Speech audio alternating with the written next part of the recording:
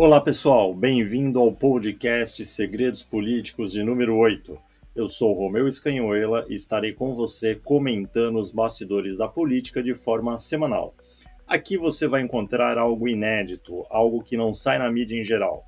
Nós dividimos este podcast em 5 blocos. Brasília em Foco, onde comentamos os principais projetos que estão rolando no Congresso Nacional. O segundo bloco é o Colado com a Justiça, sobre um assunto político de interesse nacional que envolve o Judiciário, de preferência o STF. O Giro Regional, onde daremos alguma dica ou referência sobre gestão pública que acontece em alguma região do Brasil. A Puxada de Orelha, onde comentaremos algo que os nossos mandatários não deveriam fazer. E o Resumo de Brasília, onde citaremos apenas os destaques, de forma bem sucinta, dos assuntos debatidos nesta semana na capital federal. Com tudo isso, iniciamos o nosso podcast e apresento a você o meu amigo nesse projeto, Vitor Escobar. Valeu, Romeu. Obrigado a todos que estão nos ouvindo nessa nova edição dos Segredos Políticos. Lembrando que nosso foco continua a ser em passar para você, nosso ouvinte, aquilo que não é dito pela mídia tradicional. Portanto, pautas que os principais veículos de comunicação abordam, você não escutará por aqui. E agora vamos para o Brasília em Foco.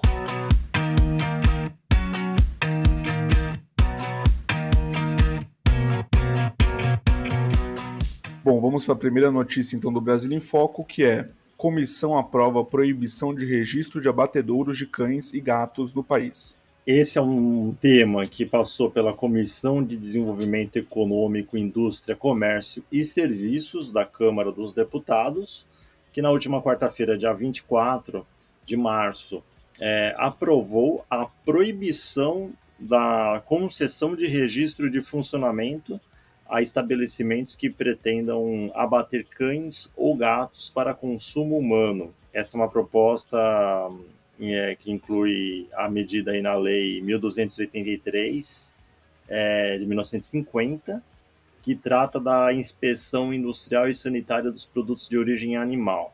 É isso aí, o texto aprovado ele é um substitutivo apresentado pelo deputado Glaustin da Focus, do PSC de Goiás, ao projeto de lei 3017 de 2019, do deputado Célio Studart, do Partido Verde do Ceará. A gente também precisa explicar alguns termos técnicos que rolam em Brasília, né? Porque esse é o intuito do nosso podcast. Explicando o que é esse substitutivo, né, apresentado. Né? O substitutivo é quando o relator do projeto de determinada proposta introduz mudanças a ponto de alterá-la integralmente. Então, o novo texto sempre ganha o nome de substitutivo e ele precisa ser votado novamente.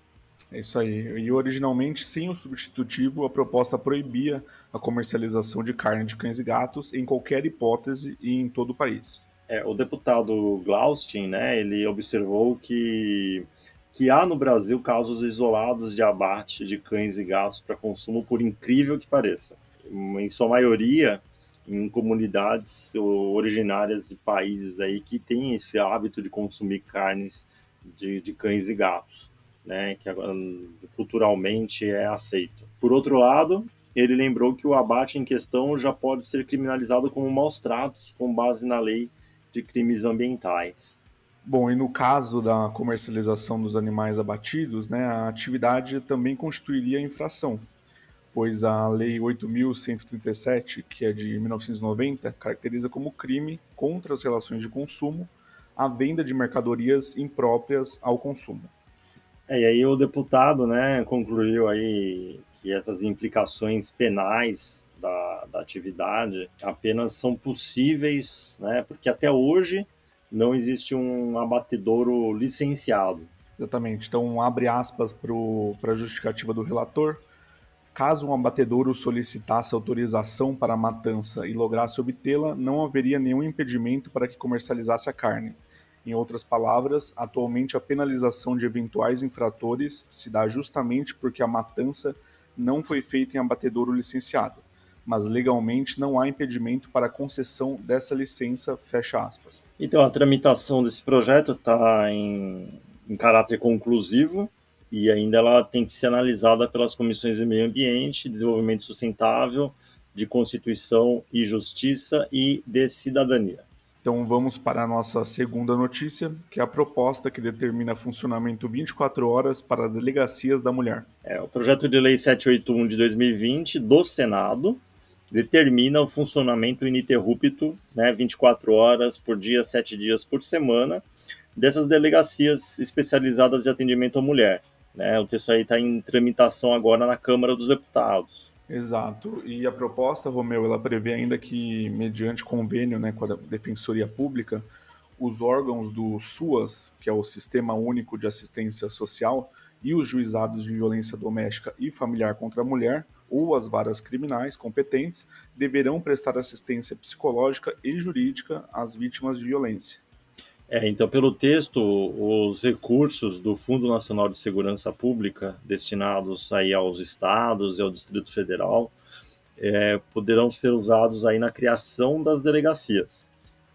Nos municípios onde não há, né, essas delegacias especializadas de atendimento à mulher, o atendimento da mulher vítima de violência, ela deve ser feita aí por agente feminina, né, especializada nessas situações.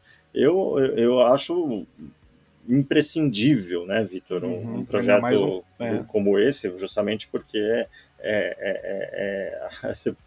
eu acredito, né, não tenho dado científico aqui para falar, mas eu acredito que a violência contra a mulher deve acontecer após 6 horas da tarde, né, à noite, né, quando talvez o marido chegue em casa, então de madrugada, então são os horários que a delegacia, ao combate à violência à mulher, precisa funcionar. Então ela precisa ter um socorro na hora. Claro que hoje, né, ela pode ligar para o 190, mas a polícia vai chegar lá, talvez levar para a delegacia e os dois vão voltar para casa. Então ela precisa ter um suporte especializado nessa situação. Exatamente. E até um dado importante aí, né, que segundo o Alto Comissariado das Nações Unidas para os Direitos Humanos, né, o Brasil ocupa atualmente o 5º lugar no ranking mundial de feminicídio.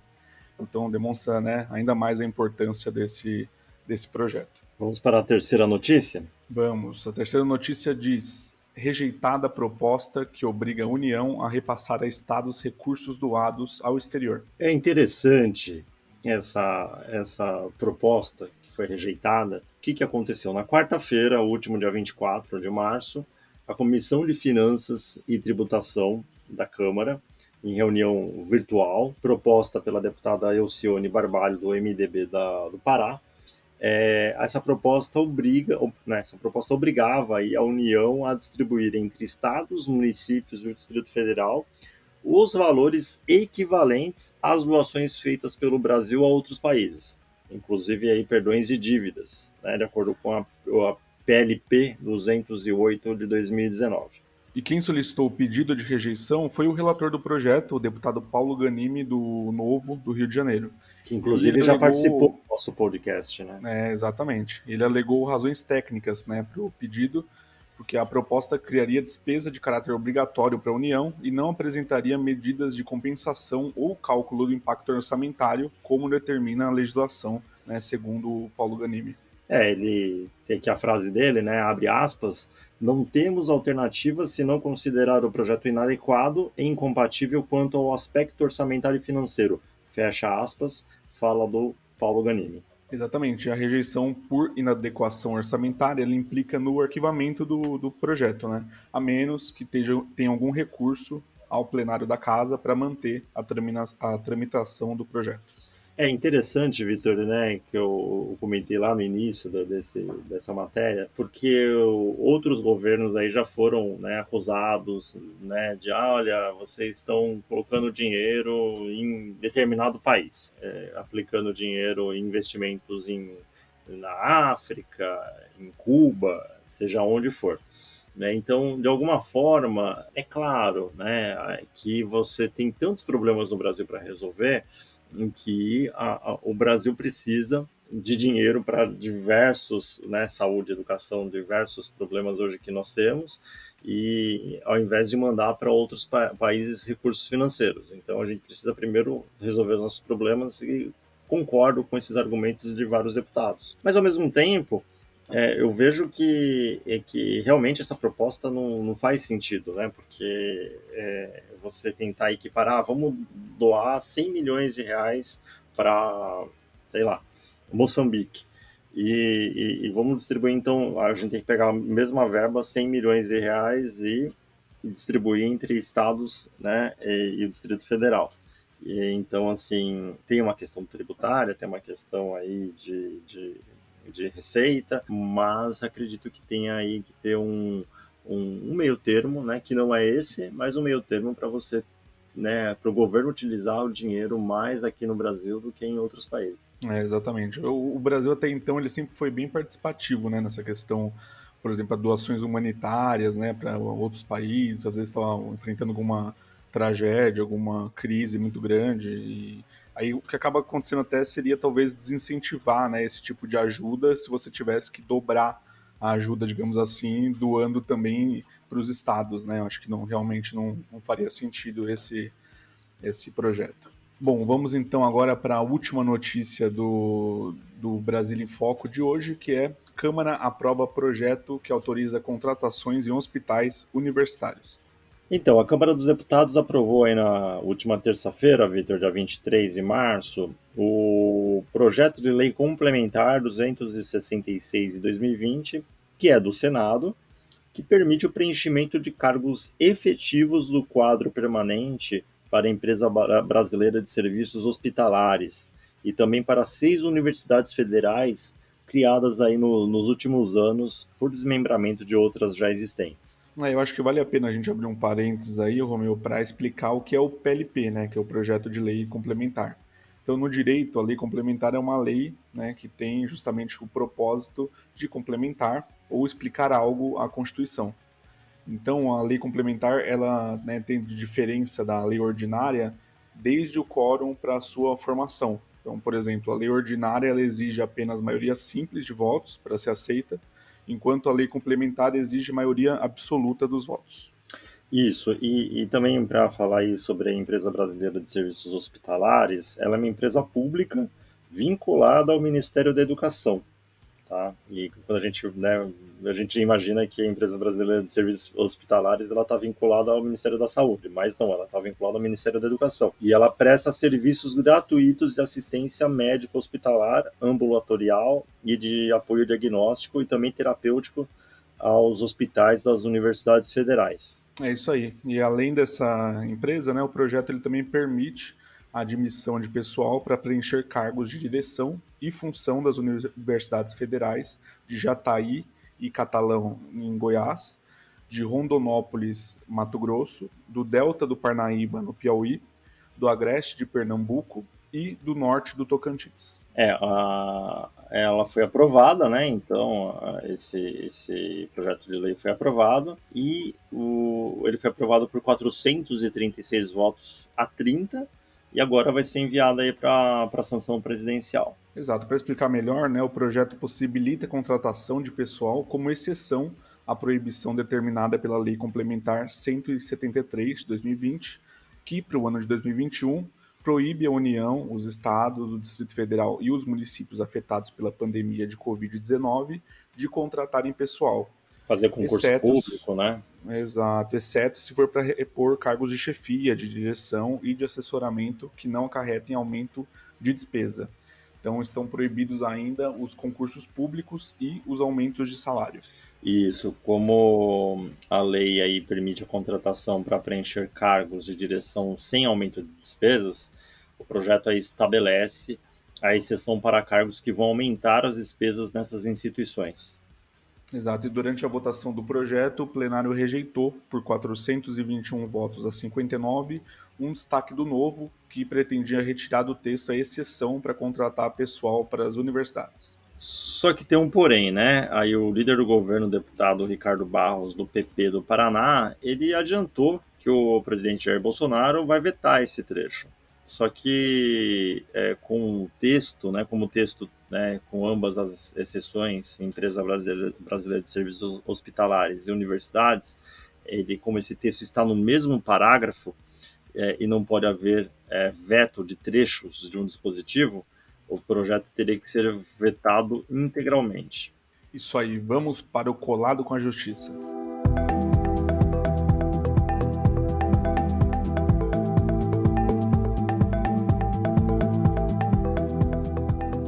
Bom, nossa primeira notícia de hoje é a proposta da OAB que libera posts patrocinados e utilização do Google Ads para advogados. O coordenador do grupo de trabalho da publicidade da OAB, ele apresentou a proposição que altera um provimento lá, que dispõe sobre a publicidade, a propaganda e informação da advocacia. Entre as mudanças sugeridas está a liberação de posts patrocinados e a utilização do Google Ads pelos advogados e seus escritórios. A expectativa é que a proposta seja votada ainda em abril, agora pelo Conselho Federal. Entre as alterações, o novo texto permite o marketing jurídico, né, desde que exercido de forma compatível com os preceitos éticos e respeitadas as limitações impostas aí pelo Estatuto da Advocacia, o Regulamento Geral, o Código de Ética e Disciplina e pelo próprio provimento. Exatamente, então é uma autorização para ser realizado o impulsionamento nas redes sociais e patrocínio, desde que não se trate de publicidade contendo oferta de serviços jurídicos. Então, aí eles falam, né, que fica permitida a utilização do Google Ads, buscando aí um potencial cliente para o escritório, né, para o advogado, segundo eles, desde que as palavras selecionadas estejam em consonância com ditames éticos, né, e que seria também proibido o uso de anúncios, eles chamam de ostensivos no YouTube. Então ainda está muito, né, é uma proposta, mas acho que o que são palavras, são palavras de ditames éticos, né? A gente gostaria de saber quais são os anúncios que eles chamam de ostensivos, que são proibidos no YouTube, também fica no ar, né? Exatamente, e a proposta é também para liberar a realização de lives nas redes sociais e vídeos no YouTube. Eu acho que é mais uma questão... Que tem um monte é isso de que eu ia falar. live, né? É isso que eu ia falar. Eu acho que é mais uma questão para regulamentar algo que ainda não tinha sido regulamentado, né? Porque a gente vê sempre, né? Tem live, vídeo no YouTube sendo publicado por advogados para esclarecer pontos, para comentar sobre assuntos. Então acho que é mais uma questão mesmo de regulamentar, né? Esse tipo de prática. Se a OAB for punir advogado que está fazendo live hoje em dia, não vai sobrar advogado no país. Pois é. Bom, vamos para a nossa segunda notícia então, que é: Conselho proíbe membros do MP de trabalhar como coaching. Nessa última quarta-feira, dia 24 de março, o Conselho Nacional do Ministério Público publicou uma resolução que impede os membros do MP de exercer atividades de coaching e atividades similares. E o dispositivo ele foi acrescentado, né, uma outra resolução do Conselho Nacional que veda o acúmulo do exercício de funções do Ministério Público, né, com quaisquer outras, exceto as de magistério. Então, o membro do Ministério Público, ele pode, por exemplo, dar aulas, mas ele está justamente separando, né, é justamente para explicar que o Conselho Nacional não considera coaching como magistério, como uma atividade docente. E vamos então agora para o Giro Regional.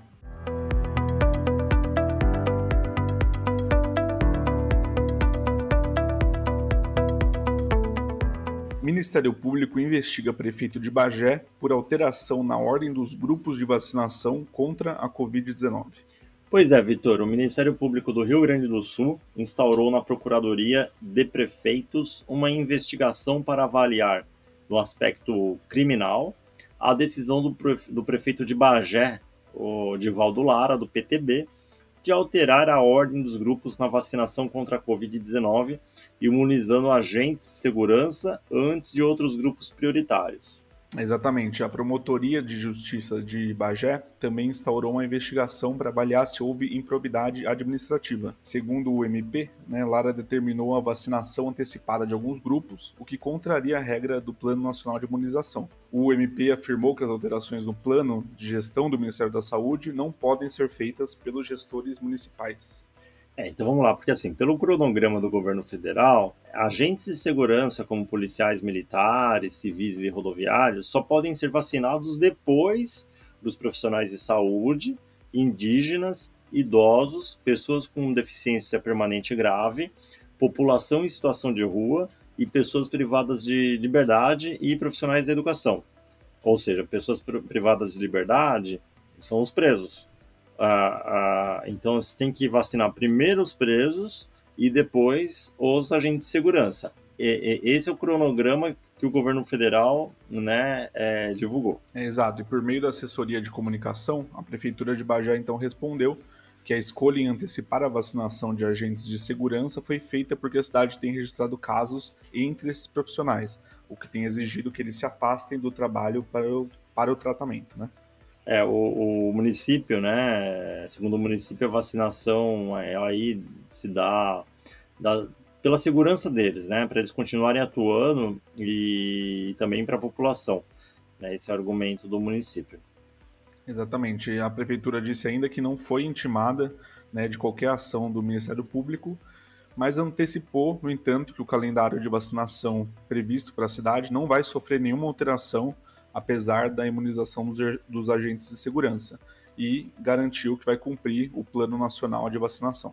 Nesse momento, a cidade de Bagé, ela está vacinando idosos com idades entre 72 e 74 anos, os profissionais da área da saúde que atuam aí em clínicas particulares e também os agentes de segurança, né? A Secretaria de Saúde da cidade informou que cerca de 400 doses da vacina já foram aplicadas em policiais desde a sexta-feira, dia 19 de março. Exatamente. Conforme o José Francisco Seabra Mendes Júnior, que é o coordenador do Centro de Apoio Operacional Civil, a Promotoria de Justiça de Bagé vai reunir os dados e examinar se houve, então, violação dos princípios da administração pública.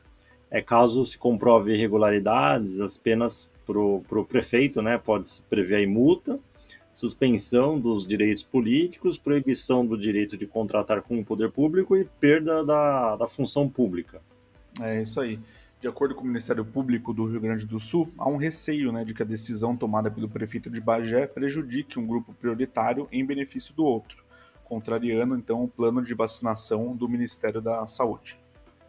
Com a lógica aí do SUS, estados e municípios, eles têm autonomia sim para montar seu próprio esquema de vacinação, de acordo com as características da população e demandas específicas de cada região, mas aí com um número limitado de doses disponíveis das vacinas contra a Covid-19, o governo do estado reiterou o plano de vacinação federal.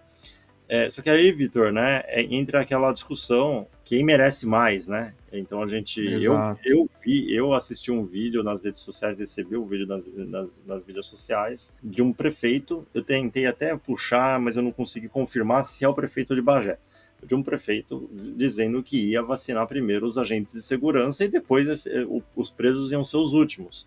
Né? Então, assim, entra na questão do merecimento, não quero nem entrar nesse mérito, acho que cada um tem uma opinião sobre isso. Claro que a gente quer ver todo mundo vacinado,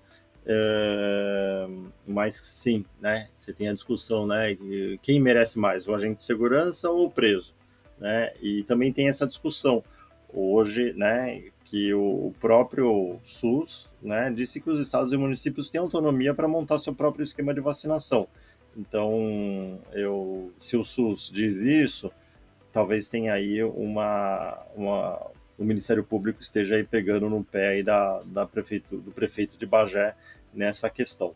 Eu acho que a preocupação do Ministério Público, né, que eu acho que é válida nesse caso, é que se você abre esse precedente também, você pode abrir para um prefeito acha que primeiro você tem que vacinar todo mundo que é advogado, porque ele era advogado, porque, né, ele quer dar prioridade para um grupo específico que vota mais nele, enfim. Então, acho que tem que ter só esse cuidado, né, de você. Claro que tem toda a justificativa aí para vacinar o pessoal, né, os agentes públicos de segurança, porque, né, tem uma causa importante aí para cuidar, só que também tem que ter esse cuidado aí para não abrir um precedente para colocar qualquer grupo na frente, né? A gente sabe que os grupos de risco ainda hoje são, né, os idosos, são as pessoas, são os agentes de saúde primeiro, depois os idosos, então acho que tem que ter um controle aí para não sair muito, né, desses grupos de risco. O que não pode acontecer é o prefeito ser vacinado primeiro, né? Como a gente viu Ah, isso aí casos com assim, o certeza não. prefeito. A justificativa do prefeito é que eu estou incentivando, né? Eu sou o cara da cidade, então estou incentivando a vacinação, né? Sendo o primeiro aqui, né? Você está sendo esperto, né? De ser vacinado primeiro, é isso sim. Exatamente. Bom, e a última notícia do Giro Regional de hoje é: Câmara não pode editar a lei sobre horário de servidor com familiar deficiente. O órgão especial do Tribunal de Justiça de São Paulo anulou uma lei municipal de São José do Rio Preto, de iniciativa parlamentar, que autorizava a adoção de um horário especial ao servidor que tenha cônjuge, filho ou dependente com deficiência, né? Exato, a ação direta de inconstitucionalidade, ó, essa aí é para testar a dicção, hein? Foi movida pelo prefeito com argumento de vício de iniciativa e violação à separação dos poderes. A gente já vê aí que tem uma divergência entre a Câmara de São José do Rio Preto e o prefeito, né? Porque a iniciativa Exato. foi parlamentar da lei e o prefeito, né, pediu a ação direta de inconstitucionalidade. Ele deve estar com vários problemas lá com a Câmara Municipal. Mas só explicando aí o que é uma ação direta de inconstitucionalidade, ela é uma ação que tem por finalidade declarar que uma lei ou a parte dela é inconstitucional, ou seja, contraria a Constituição Federal. A AD, né, como é a abreviação de Ação Direta de Inconstitucionalidade, é um dos instrumentos daquilo que os juristas chamam de, abre aspas, controle concentrado de constitucionalidade das leis, fecha aspas. Exatamente. E por unanimidade, a ação foi julgada procedente. Então, o relator, desembargador Costabile e Solimene, disse que, embora os municípios tenham autonomia para editar normas locais, essa competência não é absoluta e está sujeita aos limites da Constituição. O magistrado observou que o horário diferenciado de trabalho diz respeito ao regime jurídico dos servidores municipais, matéria que é competência do prefeito, não dos vereadores. Além disso, informou que a autonomia e independência do executivo não podem ser violadas mediante elaboração de lei que impõe ao prefeito o que deve ser feito em termos de administração pública. É isso aí.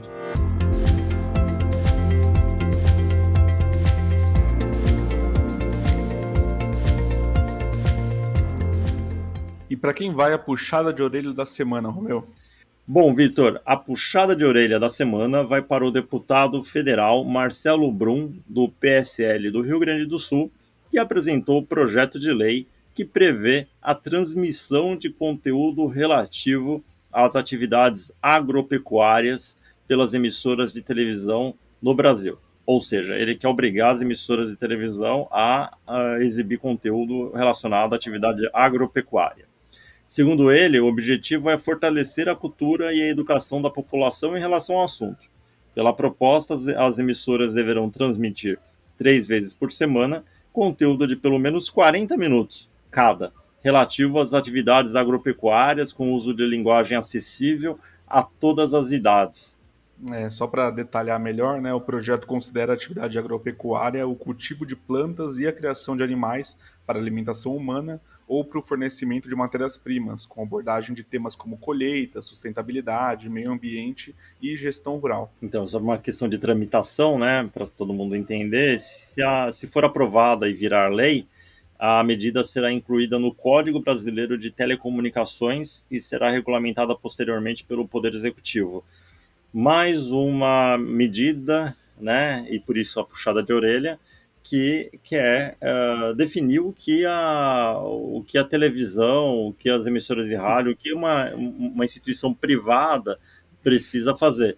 Então a gente tem que pensar no cara que é o dono da TV, né? Que é que é o empreendedor. Então assim ele vai ser obrigado a transmitir algo, sendo que ele talvez não tenha o retorno financeiro e tenha prejuízo com aquela transmissão, porque tudo é questão de publicidade, né? Então você vai a Band, né, agora sem fazer jabá para a Band, mas a Band agora comprou os direitos da Fórmula 1 para fazer a exibição.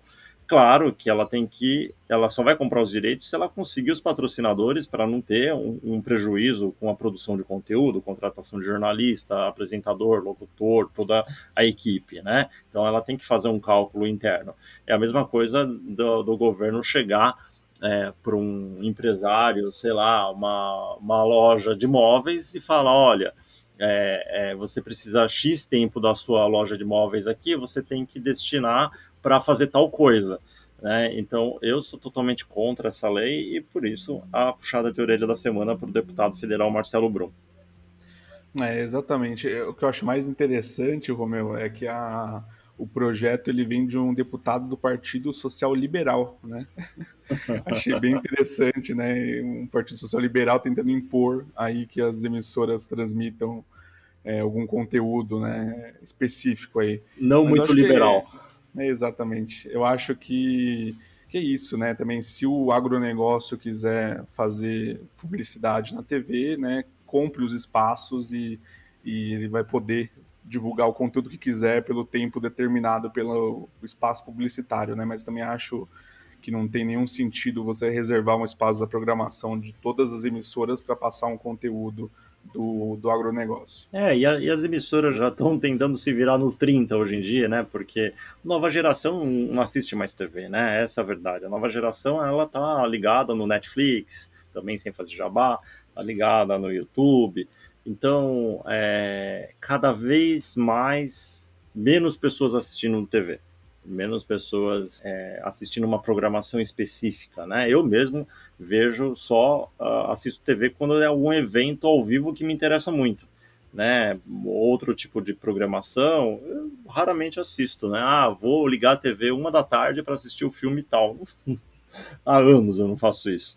Né? Então, é um projeto de lei para dificultar ainda mais a vida das emissoras que já estão com várias complicações aí por conta do novo modelo aí que a sociedade adotou. E até um detalhe, né, que eu pesquisei aqui é que, por exemplo, né, na Rede Globo, ela já separa um espaço da programação aí para falar de agronegócio. Ela tem aquela campanha permanente, né, que é aquela do Agro é Pop, que é bem famoso, que passa de vez em quando na TV. Também tem o Globo Rural, né, que também é transmitido para falar sobre agronegócio, e isso é feito para atrair justamente os anunciantes dessa área, né?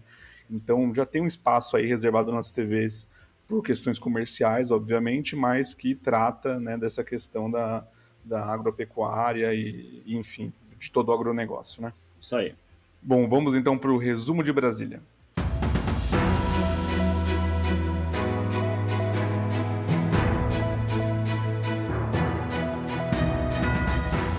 Estamos gravando exatamente agora na sexta-feira, dia 26, às 12 horas e 20 minutos. Lembrando que neste bloco falaremos os destaques de Brasília de forma bem sucinta. São os assuntos debatidos nessa semana no Congresso, para que você possa buscar na internet maiores informações, caso se interesse por algum destaque. E com isso, vamos aos destaques desta semana. Congresso aprova orçamento com despesas obrigatórias baseadas em salário mínimo inferior ao atual. Projeto fixa multa de R$ 5.000 para quem promover festa clandestina durante pandemia e de R$ 500 para quem frequentar. Deixa eu fazer só uma observação aqui, Vitor, em relação a Claro. esse projeto de que fixa a multa de R$ 5.000 para quem promover festa. Ontem eu fui no supermercado e, cara, na hora que eu tava entrando no supermercado, tinha uma moça saindo com um carrinho cheio de cerveja, latinha de cerveja. O que a pessoa vai fazer com um monte de latinha de cerveja? Vai fazer uma festa. Então fica a dica aí para as autoridades que querem saber onde vai ter festa, ter contato com o supermercado. É só falar, ó, a pessoa comprou mais do que X latinhas de cerveja aqui, ou X garrafas de cerveja, já vai atrás dessa pessoa aqui porque vai ter festa. Mas vamos seguir aqui, ó. Infelizmente é uma realidade. Vamos lá para o terceiro destaque. Projeto proíbe cobrança antecipada de diárias e taxas de hospedagem. Procurador defende tipificação do crime de Caixa 2 eleitoral. Delegado denuncia sucateamento de órgãos de proteção ambiental e falta de equipamentos. Gestores defendem coordenação nacional e integração com indústria contra a crise de oxigênio. Entidades sugerem mudanças na legislação penal para combater racismo. Projeto cria cota de 30% de mulheres em conselhos de administração de companhias abertas e empresas públicas. Comissão aprova a inclusão do turismo rural na Lei Geral do Turismo. Comissão do Idoso aprova pena maior para estelionato contra idoso ou pessoa com deficiência. Isso precisa mesmo. Não vejo a hora disso passar, porque é um absurdo, né? O que tem de idoso recebendo golpe, quer dizer, todo mundo recebendo golpe, né? Mas o idoso está muito mais vulnerável. Então, né, desculpa aí a observação aí no meio do trajeto, Vitor, Não, tá mas certíssimo. tem que Certíssimo. passar logo isso. Deputados apresentam propostas para garantir absorventes higiênicos a mulheres de baixa renda. A agricultura proíbe armazéns de negociar produtos agropecuários sem autorização do depositário. Comissão rejeita informação sobre glúten em rótulos de todos os produtos industrializados. Comissão rejeita multa de trânsito mais alta para empresa cuja frota atinja 20 pontos. CPI do derramamento de óleo aprova prorrogação do prazo de funcionamento. Comissão aprova contratação avulsa de serviços de telecomunicações. Projeto pune omissão de informação em alimentos prejudiciais a diabéticos. Projeto refinancia dívidas de empresas e pessoas com a União. Projeto inclui informações sobre doação de órgãos na CNH. Comissão vai ouvir Polícia Federal sobre queimadas no Pantanal. Projeto permite a penhora de bens lícitos de condenados por crimes. Projeto reserva vagas nas universidades públicas para atletas de alto rendimento. Câmara aprova projeto que amplia doenças rastreadas pelo teste do pezinho. Até uma observação, Romeu, desse projeto que a gente falou, né, sobre ele quando ainda estava em tramitação no terceiro episódio do Segredos Políticos, para quem quiser saber um pouco mais aí sobre o projeto. Na verdade, a ampliação, né, dos testes, né, do teste, né, esse teste amplia a quantidade de doenças que são rastreadas quando se faz esse teste no SUS. Então, ótimo que foi aprovado pela Câmara, agora precisa ir para sanção presidencial. É isso aí. Então, queria agradecer a todos que estão nos ouvindo até agora. A gente está encerrando aqui a 8ª edição dos Segredos Políticos. Queria fazer um convite para vocês, então, seguirem os Segredos Políticos nas redes sociais, no Facebook, YouTube e Instagram. A gente é Segredos Políticos. No Twitter é Segredo Político. Então, nos acompanhe nas redes sociais, a gente está sempre publicando lá quando sai novo podcast, a gente também está para ouvir vocês, se quiser deixar algum comentário, alguma sugestão, estamos abertos em nossas redes sociais. Então, valeu, Romeu, obrigado. Obrigado, boa semana a todos.